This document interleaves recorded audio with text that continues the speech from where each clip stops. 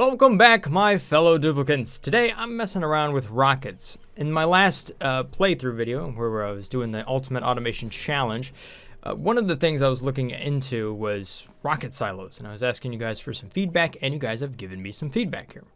So there's a couple different things that you guys were talking about. One, to handle the heat, you could just build it up in the space environment, so way up here, and then everything just goes away because it's in a vacuum already.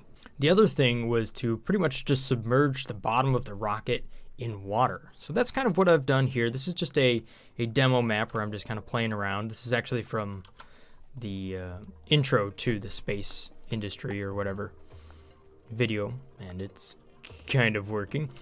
So with those two things in mind, it really is quite easy to set up a silo that seems to be working quite well. Now you can obviously put doors, bunker doors up here, and I've been seeing some people mess around with like automation a little bit over here on the forums. There's this video made by Runro Raggy here. He's talking about some different automation for automatically launching rockets if you want to get some research. But it seems like things are kind of a little buggy there, so I'm not so sure I'm really going to mess with it that much.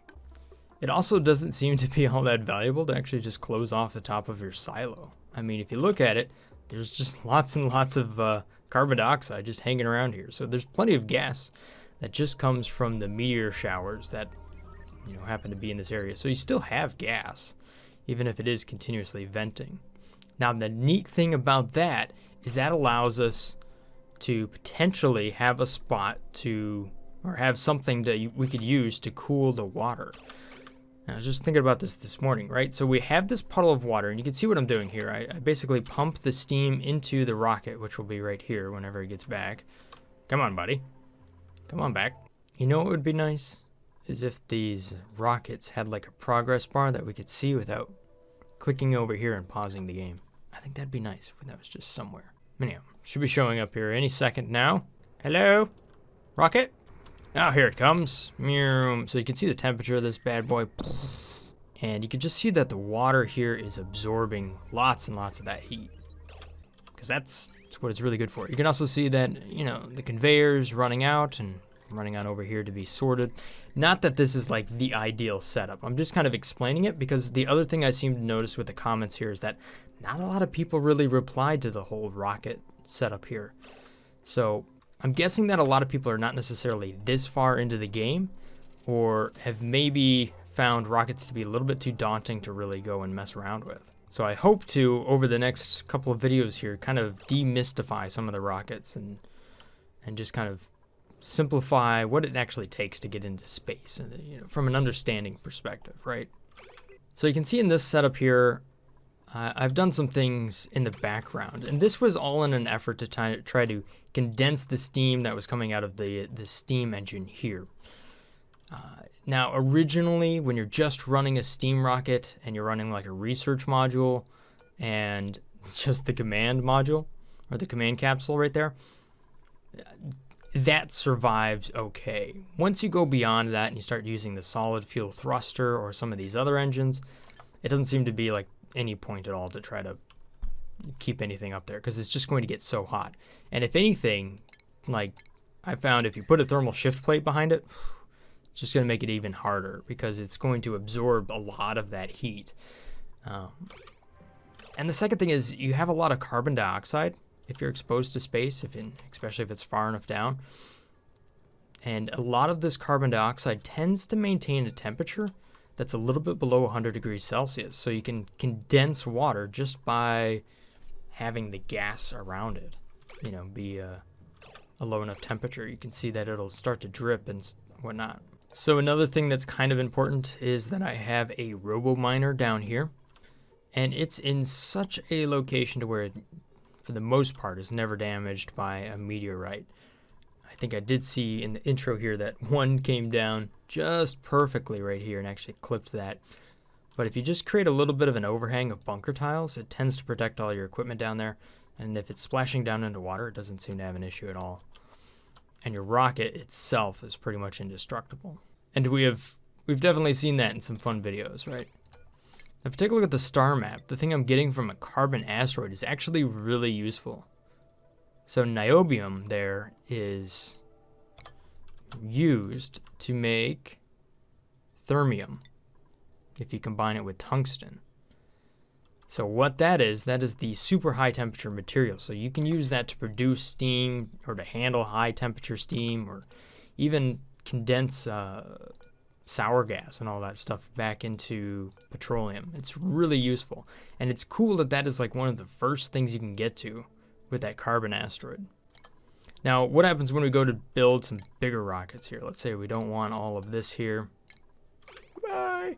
Well, there's this really cool thing that was made over here on the forums by Thunderlock. I mean, this is just a super useful tool. We'll have links to I'll have all of this in the description below.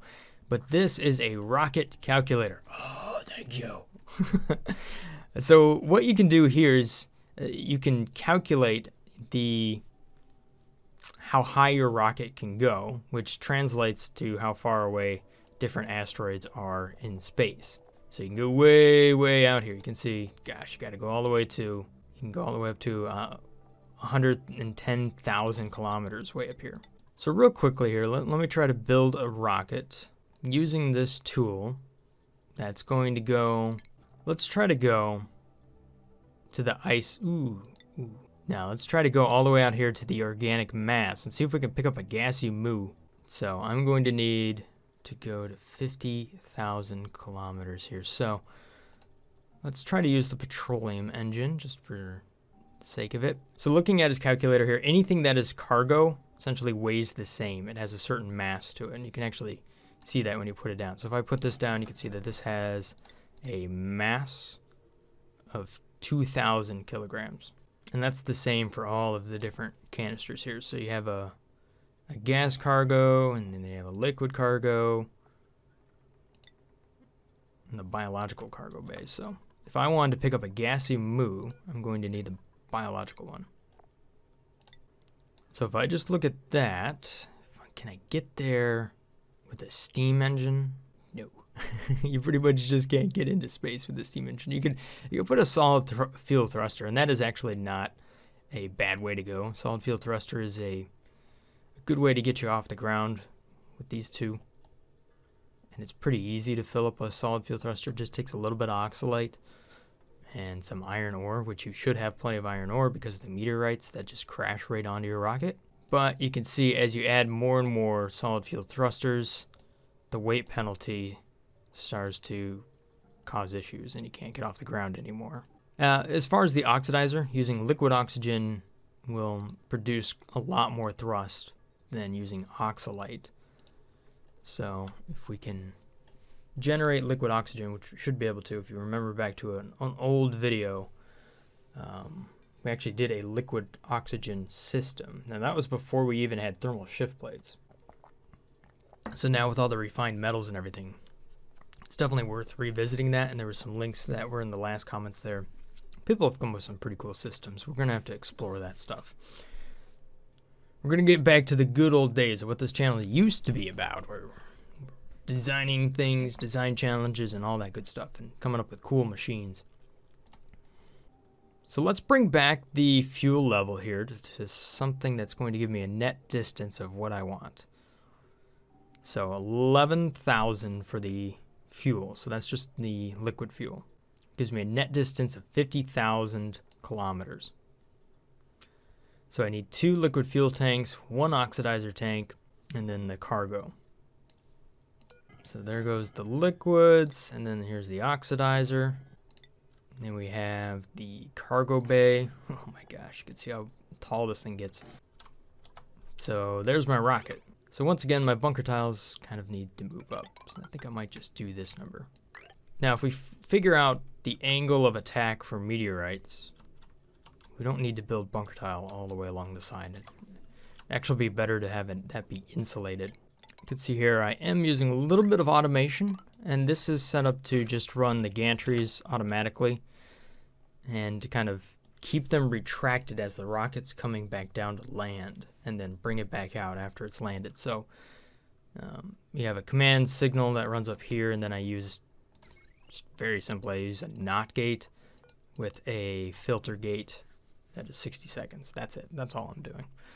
I'm also using that to turn on and off pumps. So one of the problems I'm seeing when it comes to fueling these rockets is that a little bit of gas or liquid or whatever it is, high temperature or low temperature material, gets stuck right at the very last bit of the pipe where you cannot cover it with like an insulated tile or something like that. And if this isn't made of insulation, not abyss-like, but essentially the same thing, that could potentially heat up or cool down enough to where it will damage the pipe. Now in my setup here, I just have an extremely high pressure of steam, so it's not really doing me any favors, but I'll need to figure out a solution for that, which is pretty simple. I think this will just recycle back to the area where I'm actually pumping steam out. And you can see I've got some crazy setups here. This really is not how you would actually set it up, but it's a good idea, a good concept. And the other reason to get rid of liquid pipes is because you don't want to accidentally fuel your rockets with the wrong stuff. So I want to set both of these to 550 or thereabouts. Oh, can't I type it? 550, thank you. Then I'd set this to 1100, unless I can't type it in. That's annoying. So another thing I'm noticing here is that we're going to want to strategize out, what goes where and how to run pipes efficiently. I'd really like to have a nice blueprint that really makes it easy to fuel rockets and to just set the whole rocket system up and all of the supporting equipment you need. So the thing that makes the liquid oxygen, how you store it, how you fuel it, just have a fairly good setup so it's a little less daunting to get into. Now I'm definitely not going to solve all of that in this video here. This is just kind of an overview of some of the challenges that we're going to be facing here. So that is one petroleum, and that's petroleum as well. Then I need a astronaut here, so Buzz Lightyear. We're just going to go ahead and jump into that rocket. Fortunately, there's no automation signal from the fuel tanks. Like, that would be really helpful, because then we could use that to reroute liquid out and back into its storage containers or whatever. Oh man, Ari, there you died. Sleep well. Yo, Buzz! Buzz! I think what I was seeing right here is that this gantry could potentially be hit by a meteorite. Yeah, you can kind of see the angle that it works here. Actually, let's just do this number, see if I can figure it out. Whoop. Buzz! Get in your rocket, buddy. Not enough exosuits to get out there. I get you. No. Come on. No! Buzz! Travaldo, can you take over for Buzz? Thank you. These duplicants. Okay, so if we look at the star map, we can see that this rocket here, Rocket 1, has a total range of 50,874 kilometers. And we can see based on our calculator, that's pretty much right on. I think I had a little extra fuel because I had to use a slider, so awesome. Definitely check that link out in the description below. And thank you so much to Thunderlock for developing something like that. So now let's go ahead and just see how much this blows up my base. It's 15 cycles, holy cow. Take a look at the temperatures here. You can see the water is currently at 59 degrees Celsius. You can see this down here is kind of hot as well. Oh, that's a lot of heat. Yeah, that's what I'm talking about. Look at that. Just boatloads and boatloads of carbon dioxide.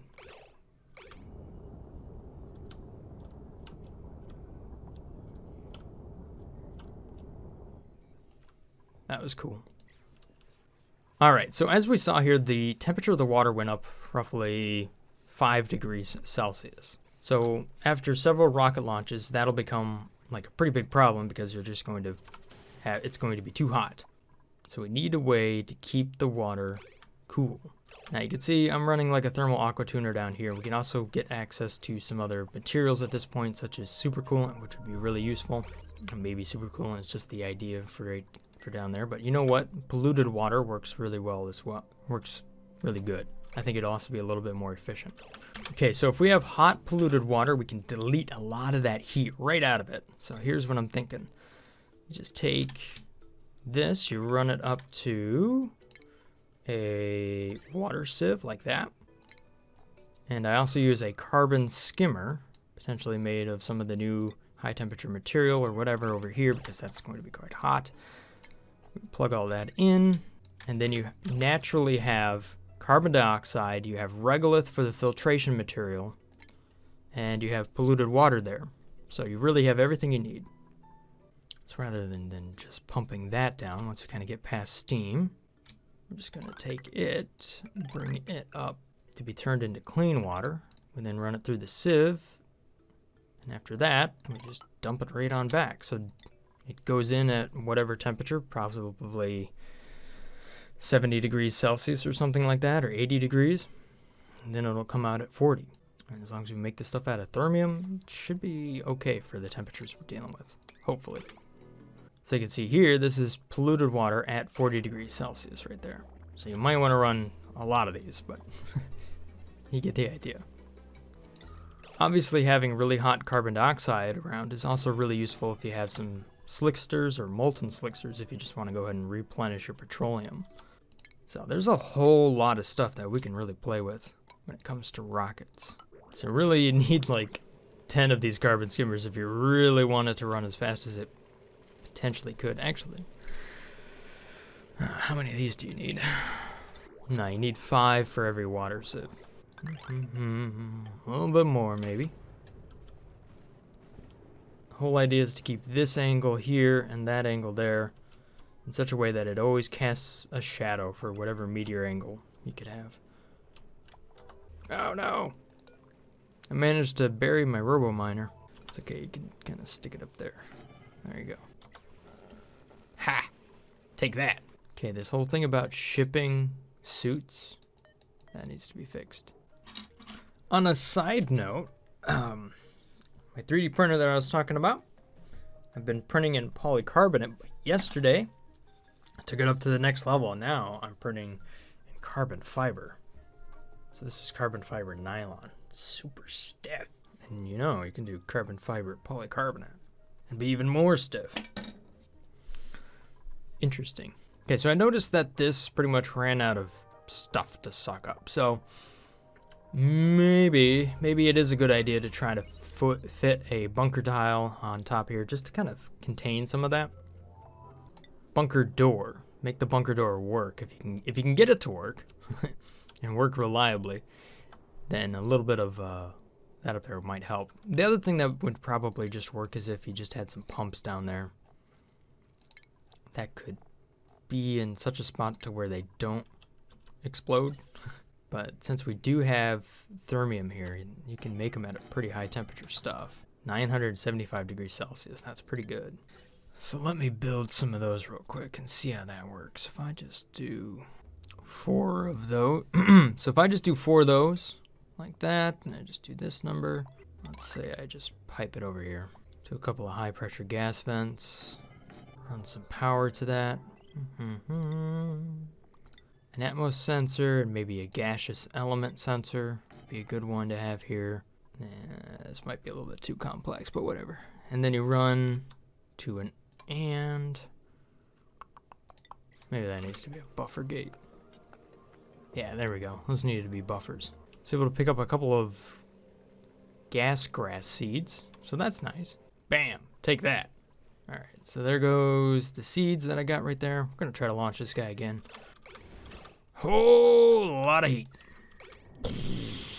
Take that. So these gas pumps seem to endure that just fine. I mean, they do get up to like 600 degrees, but they're doing okay. What is getting destroyed is my automation wire. So it seems like once you get beyond steam, you really need to start working with the higher temperature materials. Niobium or thermium. Yeah, good to know. This is all useful stuff. There you go. That way it keeps the gantry back. Hey, you can see how effective these pumps are at picking up that carbon dioxide. There's a lot over there. So that might be a really good way to go. Although, what if I just reroute that? And it's back. Okay, what? Something fell down. Who fell down? Travaldo did. Now, the automation here should have been able to pick it up because I have it selected there and the filter should be running down. There we go. And then the gantries came out. Ooh, I got a gassy moo! I emptied the storage. Somebody wrangle him. No! Well, that's a pain in the butt. Now you gotta figure out how to get him out of here so he doesn't blow up. Here. There you go. Problem solved. Man, this thing fuels up fast, doesn't it? Okay, let's say I wanted to go a little bit further. How far can I go? Whoop, that's about it. 1,800. Ooh, that gets me out there a long ways. 78,000. Deconstruct that, go with a cargo bay. Just run a conveyor rail like that right up through the middle. Hey, why can't I go that far? What's up? 69,600? Darn it, what is going on here? Something's a little off with the calculator, isn't it? Well, I'm going to need chlorine in order to feed that plant. So let's see if I can go out there and find something with a chlorine, like a... Nope. Nope. Nope. Put a gas cargo canister up there. I think when it comes to shipping, yes, that's its output. Just put a gas valve on that. Okay, let's launch that to this organic mass just to see what's up. I already got plenty of fuel to get there, so. Wow. Gosh, being able to harvest carbon dioxide from space. Now that's actually quite useful. And look at all that carbon dioxide. We could do something with that for sure. Just wonder how much like crude oil or petroleum you could get out of just having a big puddle up at the top of your base and being able to capture a bunch of that carbon dioxide as it's falling in on you. Hello, rocket's back. What kind of gas do I have? Carbon dioxide and polluted oxygen. Well, thanks for that. You're fired, Travoldo. Buzz, get in here. I want something better. You can just click empty storage and just dump bottles down. Much better. Oh, check this out. Dusty dwarf planet, radium. All right, so there we have it. At least now I kind of understand what are the challenges that need to be solved here when dealing with these rockets. Obviously, this is not a very clean setup. It's just a crazy mess of stuff. But you know what? I'm going to go ahead and upload this save file. If you want to go ahead and load it up and try some things out here in debug mode, you know, pump things around, play around with that calculator. That's a really cool tool to be able to help you, you know, build up your rocket and know how much you need. So all of those links are down there in the description below. I'm definitely going to go forward from here and try to figure out different silo designs and different ways that we can kind of recirculate and repurpose a lot of the byproducts that come from being exposed to space and, you know, giant rockets and whatnot. There's a lot to it, and at first it was kind of daunting because you had all of that temperature down here, but you know, now that we're really starting to water cool rockets and things like that, it's not quite as intimidating as it once was. So I'm looking forward to exploring where we can go from here to the stars and beyond. And thank you for all of your subscriptions lately, and if I've earned your subscription, then thank you so much for that. Have a wonderful day, happy Thanksgiving, and I'll see you again next time. Stay awesome, peace. Brothgar out.